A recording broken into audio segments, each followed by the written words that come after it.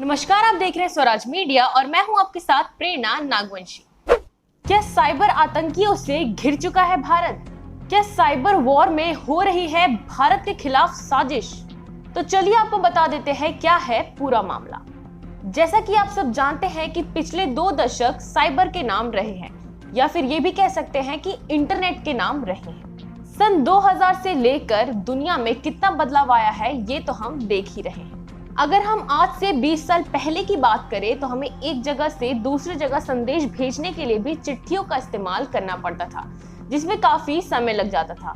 कई बार ऐसा होता था कि चिट्ठियां पहुंचने में 3-4 दिन का समय लग जाता था और इस बात की गारंटी भी नहीं होती थी कि चिट्ठियां पहुंच गई हैं या नहीं। और मान लीजिए चिट्ठी पहुंच भी गई तो उसका उत्तर आने में भी 3-4 दिनों का समय लग जाता था, और ऐसे में अगर कोई इमरजेंसी हो तो लोगों को काफी दिक्कतों का सामना करना पड़ता था।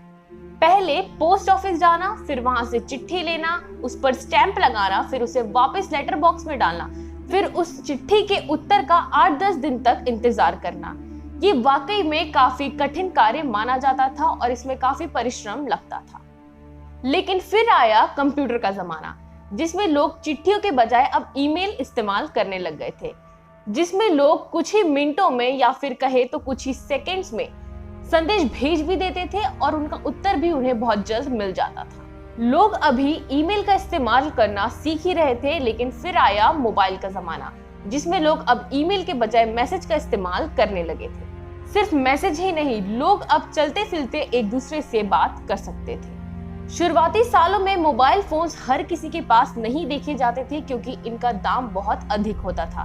साथ ही कॉल और मैसेज करने का शुल्क भी काफी ज्यादा महंगा था। शुरुआती सालों में मोबाइल फोन्स की सिर्फ 1-2 ही कंपनियां थी जो कि ग्राहकों से मनमाने रेट्स चार्ज करती थी, जो कि काफी अधिक थे। आपको ये जानकर हैरानी होगी कि उस वक्त इनकमिंग कॉल्स के चार्जेस भी 20-25 रुपए से अधिक हुआ करते थे। आप कल्पना कर सकते हैं कि आपको एक अननोन नंबर से फोन आया, आपने कॉल रिसीव की और आपको पता चला कि ये नंबर रॉन्ग नंबर है। इसके बाद आपने फोन रखा और आपके 30 रुपए कट गए।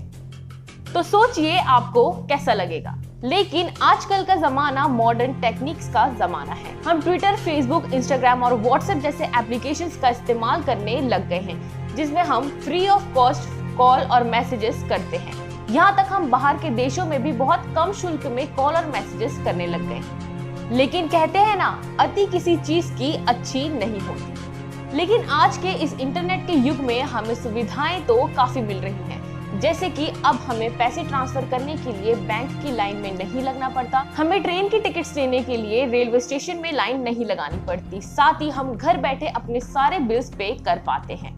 लेकिन क्या आपने कभी इस बात पर विचार किया है कि हम इन सुविधाओं के आदी होते जा रहे हैं और हम इन सुविधाओं के गिरफ्त में आते जा रहे हैं, जिसका हमें एहसास भी नहीं है।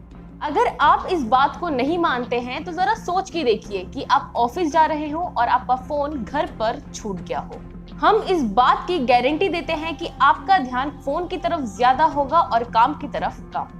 हम अपना कितना भी कीमती सामान भूल जाए, जैसे कि घड़ी हो या पर्स हो, लेकिन अगर हमारे पास फोन है तो हमें उन चीजों की कमी महसूस नहीं होती।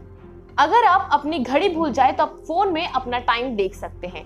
अगर आप अपना वॉलेट भूल जाए तो आप ऑनलाइन पेमेंट कर सकते हैं, लेकिन अगर आप अपना फोन भूल जाए तो आप बेबस हो जाते हैं। ये तो रही आपकी और हमारी बात, लेकिन अगर हम इन टेक्नोलॉजीज को विश्व स्तर पर देखें तो एक बहुत बड़ा खतरा हम सबके सर पर मंडरा रहा है। एक जमाना हुआ करता था जब 2 देशों के बीच में लड़ाई होती थी, तब सिर्फ गोले, बारूद, हाथी घोड़ों का इस्तेमाल हुआ करता था।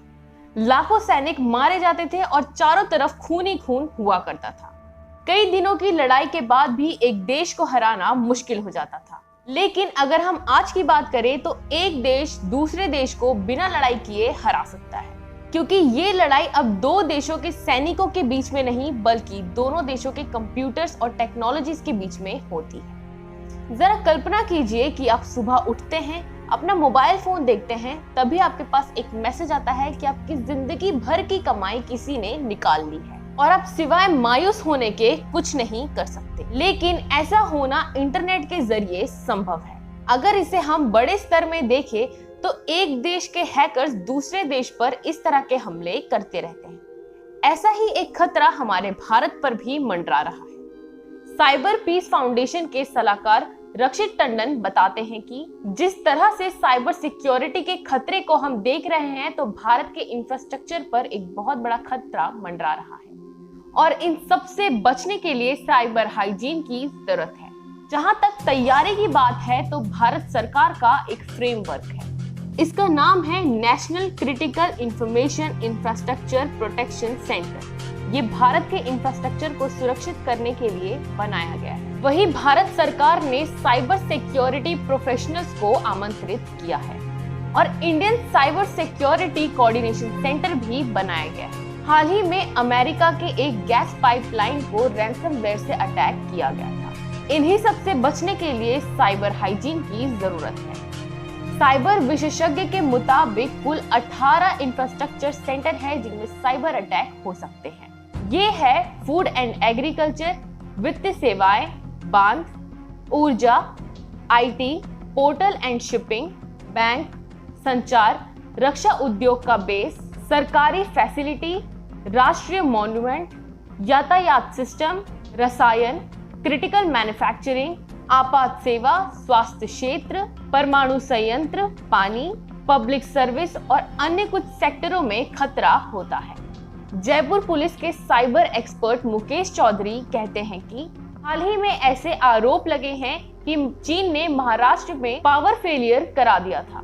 मुंबई इलेक्ट्रिसिटी बोर्ड के साइबर सेल की रिपोर्ट है कि चीन ने वहां के कंप्यूटर्स में 14 ट्रोजन हॉर्स इंस्टॉल कर दिए थे। ट्रोजन हॉर्स इंस्टॉल करने के बाद भी हैकर्स दूर बैठकर भी कंप्यूटर को कंट्रोल कर सकते हैं। हालांकि इस मामले में चीन का हाथ है या नहीं, ये अभी तक साबित नहीं हो पाया है। साइबर एक्सपर्ट पवन दुग्गल बताते हैं कि सेना कोशिश करती है कि भारत पर कोई साइबर हमला ना हो और अगर होता है तो हम इसका मुंह तोड़ जवाब दे सके।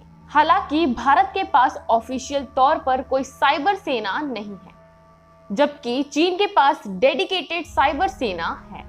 भारत के डिफेंस में साइबर सेना अच्छा काम कर रही है, लेकिन भारत एक बड़ा देश है और ज्यादा जनसंख्या होने की वजह से भारत को डेडिकेटेड साइबर सेना होने की जरूरत है। साइबर विशेषज्ञ बताते हैं कि साइबर अटैक होने के 4 मुख्य कारण हैं।